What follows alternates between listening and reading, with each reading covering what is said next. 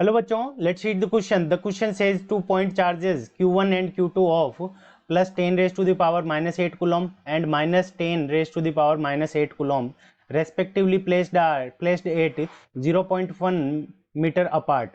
Then the ratio of magnitudes of electric field at A and C is option A 4:1, option B 1:4, option C 8:1 and option D 1:8. ठीक है बच्चों, सो हमें क्या करना है कि इस ए पॉइंट के ऊपर और सी पॉइंट के ऊपर जो हमारा इलेक्ट्रिक फील्ड होगा उसका मैग्नीट्यूड का क्या निकालना है, रेशियो निकालना है दोनों चार्जेस के कारण. इस क्वेश्चन को करने के लिए हम क्या करेंगे, की कंसेप्ट अप्लाई करेंगे.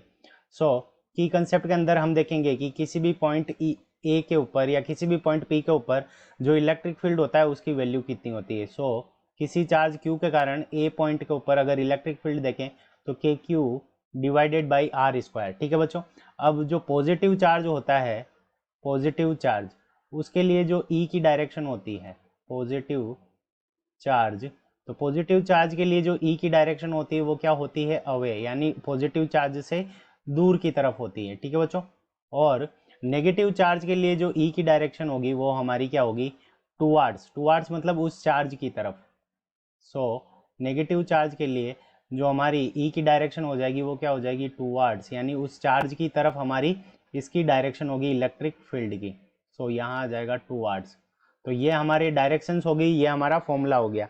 अब हम क्या करते हैं कि ए पॉइंट के निकालते हैं, ये फर्स्ट चार्ज और सेकंड चार्ज. तो फर्स्ट चार्ज के कारण पॉइंट ए, तो पॉइंट ए के लिए अगर हम कंसिडर करें पॉइंट ए, तो उसके लिए फर्स्ट चार्ज के कारण तो E1 A, यानी फर्स्ट चार्ज के कारण ए पॉइंट पे, तो यहाँ पे क्या हो जाएगा, के की वैल्यू हम पुट कर देंगे तो 9 × 10⁻⁹ मल्टीप्लाइड बाई चार्ज की वैल्यू में कितनी गिवन है, 10⁻⁻⁻⁸ और डिवाइडेड बाई आर की वैल्यू हमें कितनी दे रहे गिवन है 0.05, और इसका क्या हो जाएगा, होल स्क्वायर. यहाँ से हमारे पास में जो वैल्यू आ जाएगी वो कितनी आ जाएगी, 3.6 मल्टी 10⁻⁴ न्यूटन पर कूलॉम्ब. ठीक है बच्चों, तो ये वैल्यू आ गई हमारे पास में फर्स्ट चार्ज के कारण ए पॉइंट पे. अब सेकंड चार्ज के कारण ए पॉइंट पे देखेंगे तो फर्स्ट चार्ज के कारण ए पॉइंट पे डायरेक्शन होगी अवे, तो इस तरफ, और Q2 नेगेटिव चार्ज है तो उसके कारण भी टुवार्ड्स यानी इस तरफ. तो यहाँ पे E2A दोनों की डायरेक्शन सेम है, तो E2A की वैल्यू भी हमारी क्या होगी, क्योंकि चार्ज की वैल्यू हमारी सेम है और डिस्टेंस भी वैल्यू सेम है.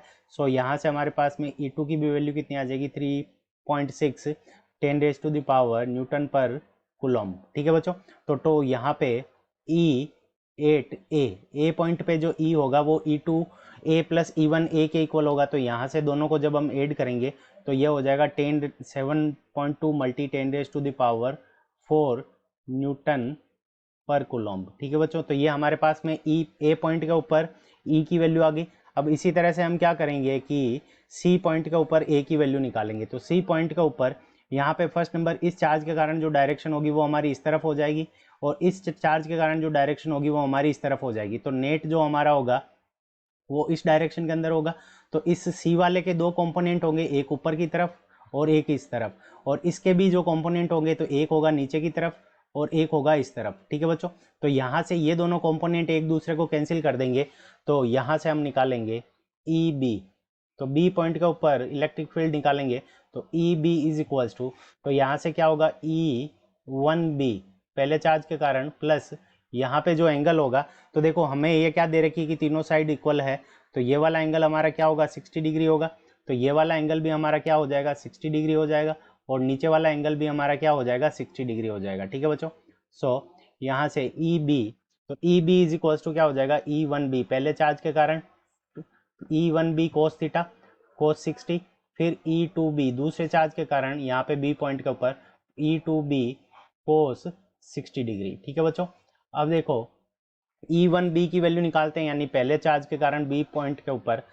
E1B is equals to, E1B is equals to हमारे पास में क्या आ जाएगा, 9 × 10⁻⁹ और Q की वैल्यू हमें क्या दे रखी है, 10⁻⁻⁸, और डिवाइड के अंदर हमारे पास में जो डिस्टेंस है वो कितनी है, 0.1, और इसका क्या हो जाएगा, होल स्क्वायर. तो यहाँ से हमारे पास में आ जाएगा 9 × 10⁻³ न्यूटन पर कूलॉम्ब। ठीक है बच्चों, तो ये वैल्यू आ गई। अब E2B की वैल्यू भी क्या होगी, इक्वल होगी, क्योंकि जो दूसरे चार्ज के कारण B पॉइंट पे, तो डिस्टेंस हमारी इक्वल है, चार्ज की वैल्यू इक्वल है, तो यहाँ से ये जो वैल्यू आ जाएगी वो हमारे पास में कितनी आ जाएगी, 9 × 10⁻³ न्यूटन पर कूलॉम्ब। तो ये दोनों वैल्यूज को लिख लेंगे, तो E1B और E2B दोनों की वैल्यू इक्वल है, तो यहाँ से हम क्या लिख सकते हैं, E@B यानी B पॉइंट के ऊपर, सो इसकी वैल्यू हो जाएगी 2 टाइम्स ऑफ, तो यहाँ पे हमारे पास में जो वैल्यू आ जाएगी 2 times of E1B cos 60 degree. अब कोस 60 डिग्री की वैल्यू हमारे पास में कितनी होती है, 1/2 होती है, तो यहाँ से ये 2 से ये 2 कैंसिल हो जाएगा, तो E@B इज इक्वल टू हमारे E1B के इक्वल हो जाएगा, और E1B की वैल्यू हमारे पास में कितनी है, सो 9 × 10⁻³ न्यूटन पर कूलॉम्ब। अब हमें क्या निकालना है, रेशियो निकालना है, तो रेशियो के लिए हम क्या निकलेंगे, E8A divided by E8B। So E8B ए की वैल्यू हमारे पास में कितनी है, 7.2 × 10⁻⁴ और डिवाइडेड बाई 9 × 10⁻�3। ठीक है बच्चों, सो यहाँ से ये पॉइंट हटेगा, तो यहाँ पे पावर 3 हो जाएगी, तो पावर 3 से ये पावर 3 कैंसिल हो गया, पॉइंट हटाते ही ये 72 हो गया, तो यहाँ पे 72 के अंदर 9 का डिवाइड 8 टाइम्स जाएगा, तो हमारे पास में जो रेशियो आ जाएगा वो क्या आ जाएगा, 8:1। सो हमारा जो आंसर है वो क्या है, 8:1। अब हम देखेंगे कि ये हमें कौन से ऑप्शन के अंदर गिवन है, सो 8:1 ऑप्शन सी में गिवन है, so option C is the correct answer of this question. I hope you understood it well, best of luck, thank you.